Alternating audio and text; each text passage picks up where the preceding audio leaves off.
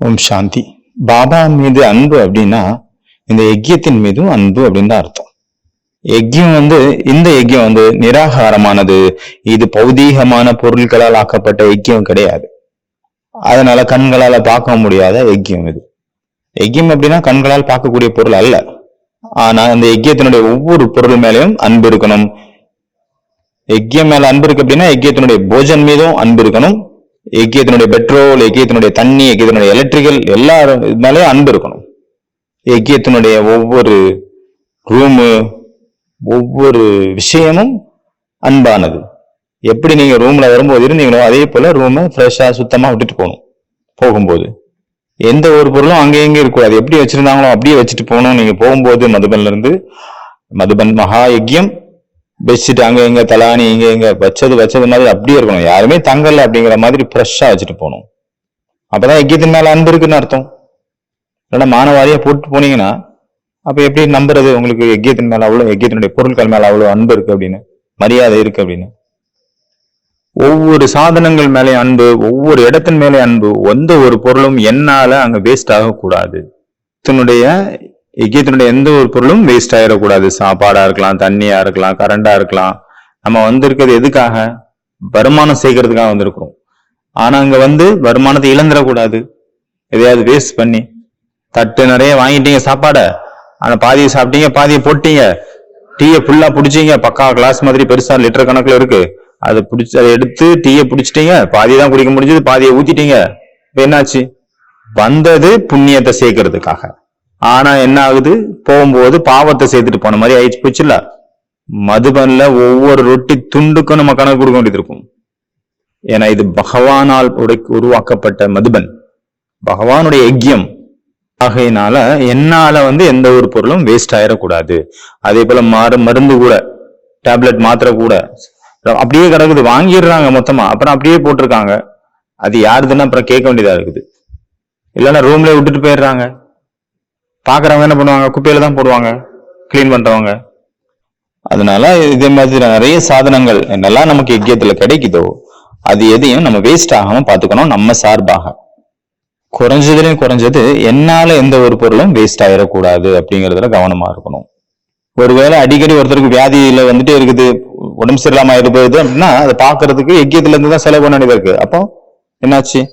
அப்ப அவரு வாழ்க்கையில சரியான ஒரு முறையை பின்பற்றல அப்படின்னு அர்த்தம். அவருடைய வாழ்க்கை போக விலாசத்திலே போயிட்டு இருக்கு. கணக்கு இல்லாம சாப்பிட்டுறது, டைமுக்கு தூங்குறது இல்ல, வேற எதையாவது பார்த்துட்டு இருக்கிறது, இந்த மாதிரி ஏதோ தவறுகள் அங்க நடக்குது அப்படின்னு தானே அர்த்தம். கண்ட்ரோலிங் பவர் இல்ல, ஒரு அனுசாசனம் இல்ல, ஒரு ஒழுக்கம் இல்ல. ஆகையினால யஜ்யத்தின் மேல அன்பு இருக்கணும். கணக்கில் அடங்காத, அளவிட முடியாத, ஒப்பற்ற அன்பு இருக்கணும். இந்த யஜ்யத்திற்காக அனைத்தையும் நம்ம தியாகம் பண்றதுக்கு ரெடியா இருக்கணும். நீங்க மதுபன்ல இருந்தாலும் சரி, சென்ட்ரல்ல இருந்தாலும் சரி, இல்ல வீட்டுல இருந்தாலும் சரி, ஒரு விஷயம் எப்பவுமே உள்ளுக்குள்ள நீங்க பரிசீலனை பண்ணணும். என்னுடைய பாலனை யஜ்யத்தின் மூலமாகத்தான் நடந்து கொண்டிருக்கின்றது.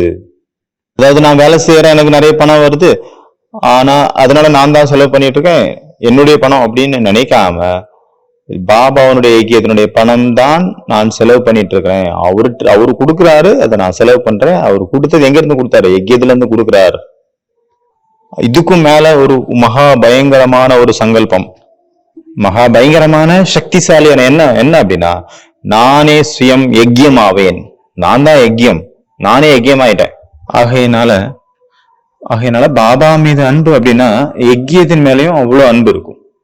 அப்புறம் அடுத்த விஷயம், பாபா மேல அன்பு அப்படின்னா அந்த வீட்டின் மேலே அன்பு, பரந்தாமத்தின் மேலே அன்பு, அந்த சப்தத்தை கடந்த அந்த உலகத்தின் மேல அன்பு, அந்த மௌனத்தின் மேல அன்பு, அந்த நிசப்தத்தின் மேல ஒரு அன்பு. அது என்னுடைய உண்மையான வீடு, அந்த வீடு பேற்றின் மீது, வீடு பேருன்னு சொல்றாங்களா, அதன் மீது உள்ள அன்பு. அங்க இருக்கக்கூடிய நட்சத்திர கூட்டங்கள் மீது, அதாவது ஆத்மாக்களுடைய நட்சத்திர கூட்டங்கள் மீது அன்பு. நம்ம அங்க எவ்வளவு நாள் இருந்தோம்? கொஞ்ச காலம்தான் இருந்தோம். ஆனா அதுதான் நம்மளுடைய உண்மையான வீடு. ஒவ்வொருத்தரையும் நம்மள அங்க கூப்பிடுது அந்த உலகம், வாங்க வாங்க அப்படின்ட்டு. ஒவ்வொருத்தரும் அங்க போறதுக்கு தான் விரும்புறோம். அப்ப அந்த வீடு, உண்மையான வீட்டின் மேல அன்பு. உண்மையிலே நமக்கு நம்ம வீட்டின் மேல அன்பு இருக்குதா?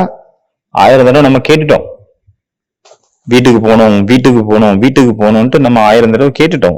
ஆனாலும் வீட்டின் மேல உண்மையான அன்பு இருக்குதா? எப்ப போவேன், நான் எப்ப போவேன் அந்த ஆர்வம் இருக்குதா? அதனால ரொம்ப நேரம், அதிக நேரம் நம்ம வீட்டுல ஸ்பெண்ட் பண்ணணும் மேக்சிமம். நம்மளுடைய இந்த பிராமண வாழ்க்கையில எப்பெல்லாம் டைம் கிடைக்குதோ அந்த வீட்டுல போய் உட்கார்ந்தோம். ஏன்னா அது நம்முடைய வீடு, அங்கதான் நமக்கு ஓய்வு இருக்குது. எப்படி வந்து ஊர்ல உலகத்துல கூட அவங்க வேலை பாக்குறாங்க, முடிச்சுட்டு வந்து அவங்க வீட்டுல வந்து ஒரு சாந்தியை ஃபீல் பண்றாங்க. அதே போல நமக்கு உண்மையிலேயே சாந்தி தாமே நம்மளுடைய வீடாயிடுச்சு. அதனால அடிக்கடி அங்க போகணும், அந்த சாந்தியை ஃபீல் பண்ணணும், நம்மளுடைய ஒரிஜினலை நம்ம அனுபவம் பண்ணணும். பரந்தாமத்தினுடைய நிறைய ட்ரில் உருவாக்குங்க. இல்ல ட்ரில் பாபாவை சொல்லிட்டு இருக்காரு, அதை வந்து ட்ரில்ல பண்ணுங்க, பிராக்டிஸ் பண்ணுங்க. நான் ஆத்மா பிந்து புள்ளி, நான் பரந்தாமத்துல இருக்கும்போது என்னுடைய நிலை எப்படி இருந்தது, பரந்தாமத்துக்கு என்னென்னலாம் பேர் இருக்குது, அந்த ஒவ்வொரு பேரையும் வச்சு அதனுடைய சொரூபத்துல நிலைச்சிருக்கிறதுக்கு முயற்சி பண்ணணும். இது கூட ஒரு ட்ரில். பரந்தாமத்தினுடைய ஸ்திதி எப்படி இருக்கும், ஆனா இந்த உலகத்துல அது இல்ல. பரந்தாமத்தினுடைய மௌனம் எப்படி இருக்கும், இந்த உலகத்துக்கும் ஆப்போசிட் ஆனது. இந்த உலகத்தினுடைய மௌனம் நமக்கு தெரியும், ஆனா பரந்தாமத்தினுடைய மௌனம் எப்படி இருக்கும், இந்த மாதிரி எல்லாம் திங்க் பண்ணி பாருங்க. ஏன்னா அது நம்மளுடைய வீடு, நம்மளுடைய சொந்த வீடு. நம்ம எல்லா ஆத்மாக்களும் சண்டை சச்சரவு இல்லாம ஒன்னா இருக்கிற இடம் அது ஒண்ணுதான். அங்க உள்ள சூழ்நிலை எப்படி இருக்கும், அந்த மத்பன் உள்ள பரந்தாமத்துக்குள்ள என்றானோன்னா அங்க உள்ள சூழ்நிலை நமக்கு எப்படி இருக்குது அதை ஃபீல் பண்ண ட்ரை பண்ணுங்க. அங்க உள்ள அமைதி எப்படி இருக்குது அதை ஃபீல் பண்ண ட்ரை பண்ணுங்க. அங்க உள்ள சூழ்நிலை எப்படி இருக்கும், அங்க என்னுடைய வைப்ரேஷன் எப்படி இருக்கும் அதை ஃபீல் பண்ண ட்ரை பண்ணுங்க. அங்க பரந்தாமத்துக்குள்ள என்ட்ரு ஆனவன்னா எப்படி ஏசி ரூமுக்குள்ள என்ட்ரு ஆனா ஒரு ஃபீல் தனியா ஆகுதோ, அதே போல எனக்கு எந்த மாதிரி ஃபீல் ஆகுது அதை ஃபீல் பண்ண ட்ரை பண்ணுங்க. அது பிரம்ம தத்துவம், இன்னொரு பேர் இருக்குல்ல பிரம்ம தத்துவம். இந்த 5 தத்துவங்களுடைய அனுபவம் நமக்கு இருக்குது, ஆனா அந்த 6வது தத்துவம் பிரம்ம தத்துவத்தினுடைய அனுபவம் எப்படி இருக்கும் அதை ஃபீல் பண்ணுங்க, திங்க் பண்ணுங்க. அப்ப பாபா மேல அன்பு அப்படின்னா பாபா அவருடைய வீட்டின் மேலையும் நம்மளுடைய வீட்டின் மேல அன்பு. ஹே அர்ஜுன், அதுதான் நம்மளுடைய உலகம். அங்க சூரியனும் கிடையாது, சந்திரனும் கிடையாது, அதெல்லாம் கடந்த ஒரு உலகம். அங்கதான் நம்ம இருந்தோம், நானும் அங்கதான் இருந்தேன். அதுதான் பரந்தாமம் அப்படின்னு கிருஷ்ணர் வந்து கீதையில சொல்ற மாதிரி காட்டியிருக்காங்க. அடுத்தது பாபா மேல அன்பு அப்படின்னா சூட்சும வதனத்தின் மேலேயும் அன்பு. எவ்வளவு நேரம் நம்ம ஒரு நாளையில சூட்சும வதனத்துல ஸ்பெண்ட் பண்றோம், எவ்வளவு நேரம் நம்ம பரிஸ்தா ஸ்திதியில நிலைச்சிருக்கிறோம். அதனால நம்ம அந்த மாதிரி ஃபீல் பண்ணணும். இந்த உலகமே இப்ப சூட்சும வதனம் ஆயிடுச்சு, இங்க எல்லாம் பரிஸ்தாக்கள் நடமாடிட்டு இருக்கிறாங்க, நானும் பரிஸ்தா சுரூபத்துல நிலைச்சிருக்கிறேன். பாக்குறவங்க எல்லாம் பரிஸ்தாவா தெரியணும், நானும் பரிஸ்தாவா இருக்கேன். எல்லாம் பறந்துட்டு இருக்கிறாங்க. ஃபர்ஸ்ட் நான் பரிஸ்தா சுரூபத்துல நான் நினைச்சிருக்கணும். பிகே அவங்க நான் பிகே அப்படின்னு பாக்காதுங்க, எல்லாருமே பரிஸ்தாக்கள், எல்லாருமே ஆத்மாக்கள், பரிஸ்தாக்கள். நான் ஆத்மா, நானும் பரிஸ்தா. ஆகையனால பாபா மேல அன்பு அப்படின்னா அந்த சூட்சுமோதனத்தின் மேலையும் அன்பு. அடுத்தது பாபா மேல அன்பு அப்படின்னா அவரால் ஸ்தாபனை செய்யப்பட்ட அந்த ராஜ்யத்தின் மீதும் அன்பு, சத்தியுகத்தின் மீதும் அன்பு.